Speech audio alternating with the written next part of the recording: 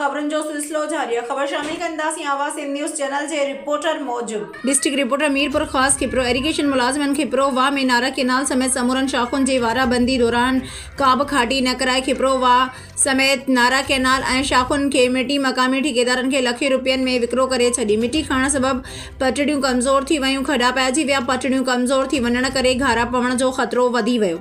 मक़ामी माण्हुनि SDO irrigation फज़ल मेमण ख़िलाफ़ एहतजाजी मुज़ाहिरो कयो। मुज़ाहिरो कंदड़ प्यारो ओड मोहम्मद हसन इंगोरो ऐं ॿियनि एसडीओ एरीगेशन फज़ल मेमण ते इल्ज़ाम हणंदे चयो त उन मथां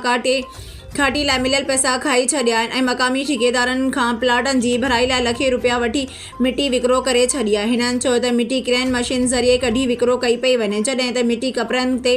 रखण बजाए ट्रैक्टरनि ज़रिए हर रोज़ खई पई वञे। क्रेन मशीननि ज़रिए पयल खॾनि में मक़ामी माण्हुनि समेत उन्हनि जा नंढड़ा ॿार ॿुॾण जो ख़तरो पिणु वधी वियो आहे। मुज़ाहिरीन एरीगेशन जे वज़ीर समेत वस वारनि खां कार्रवाई जो मुतालबो कयो आहे। जेको हीअ मिट्टी वेकिरो करे शहर प्लाट वारनि खे ॾिए पियो, जॾहिं त हीअ पटरी जी कमज़ोर आहे, जेका हीअ मिट्टी ने पटरी ते रखी वञे ऐं हिन खाटे जा पैसा जेको करोड़ रुपया अचनि था, उहो जेको जो फज़ल अमीन गड़क करे माना खाई वियो ऐं बावजूदि जेका हीअ मिट्टी जेके खणनि पिया इन खां पैसा वठे पियो ऐं हीअ जेको वॾो नुक़सानु थिए थो ऐं सुभाणे जॾहिं वाह वेही आयो पोइ त हितां वॾो नुक़सानु थी सघे, घारा पइजी सघनि था ऐं पटरी ते तव्हां ॾिसी सघो था।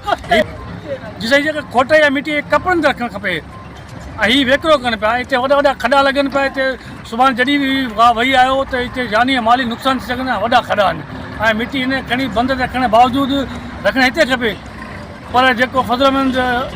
जेको एसडीओ आहे उहे मिट्टी माफ़िया खे ॾेई छॾी आहे, विकिरे जे हिसाब सां उहो ॿाहिरि वञे पई ऐं हिते वॾो नुक़सानु थियण जो ख़दशो आहे।